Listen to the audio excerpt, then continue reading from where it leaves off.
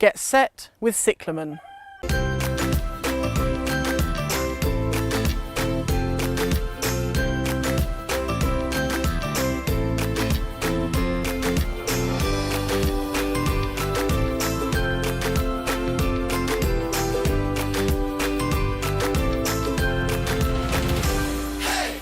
Hi, I'm Roofe and welcome to Get Gardening, and today I'm going to look at particularly planting cyclamen out in this new piece of garden which I've created here at my own little patch.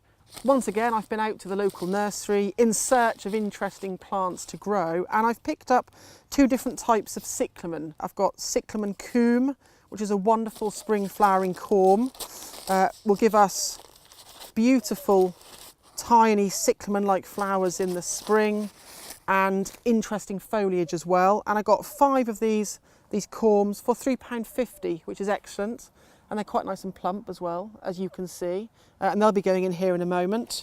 And I've also got Cyclamen hederifolium, also known as Neapolitanum, and this is the autumn cyclamen that you will see in flower throughout August, September, October, and even into November if the autumn's kind enough. Now, as the name suggests, hederifolium, it's going to have leaves like an ivy, so it's going to have sort of ivy-shaped leaves, sort of sagittate as we call it, and beautiful markings, silvers, greens, greys and whites on there.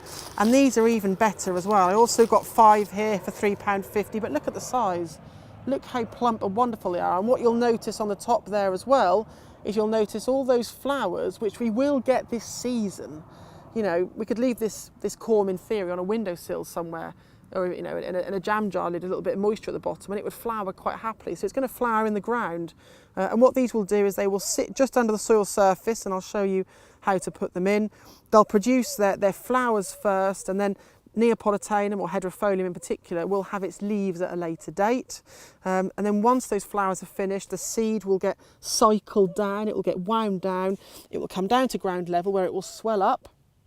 And then when it disperses its seed, that's when it has the ability to sort of spread and seed about. And it doesn't do it itself, it does it with the help of ants.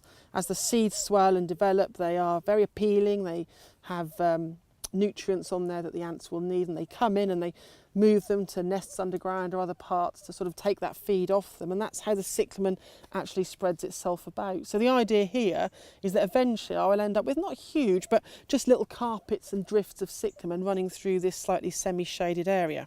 So let's see how we're going to do it. So let's start off with our hederifolium, and I'm going to just place them sort of so I get a drift. Now, I suppose you could throw them down like you would with bulbs, but I don't really want that. I want to get a nice sort of carpet of foliage and flowers through here. I'm going to put this one down here. And in terms of planting, well, they don't have to be very deep really. They only really want to be just under the soil surface. And you'll see what I said about this soil. You will see how it's been worked beautifully. You know, there's quite a lot of sand in there, but also you'll notice grass in there which has rotted off, and you'll notice compost and organic matter, and it really is a really beautiful soil. It's a wonderful fibrous structure which these plants will absolutely love. So let's think about putting them in. Right, so I've brought a trowel with me. To be honest with you, I could probably use my hands, to be quite honest. And you'll see that shoot there. I'm going to nestle that just below the soil. That's going to go in there like so, probably only 1.5 inches, maybe 2 inches top under the surface. I'm just going to cover that over again and do the same with this one. Just pop that in like so, and that will come through. And this one here, it's a little bit hard there, so we'll just open that up a little bit. There we are, and that's going to do the same thing. Moving forward. Oh, what's in there? Let's have a look. That's just an old stone, we'll chuck that out of the way. Then we're going to just nestle that in there as well and cover that back. And this one here will make that sort of final drift, just like so, and cover that over.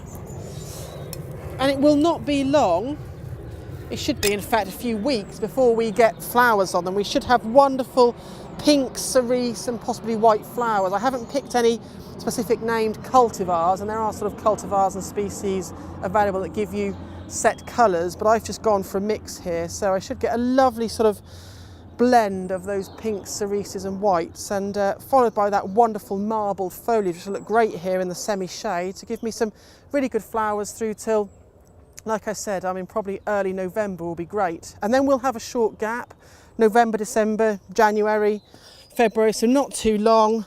And then the Cyclamen coum, which are these ones here, they will then do their thing. So they will then flower late winter, early spring, and they will give us those wonderful flowers again. And the same thing applies, I won't show you how to put them in, but the same rule applies just below the soil surface. You can see they're just now starting to shoot there a little bit earlier. They're relatively plump, which is nice, but if you were concerned about that, then you could rehydrate them just in some water temporarily, but they'll get away no problem at all, and hopefully they'll seed and give us wonderful variegated carpets of foliage.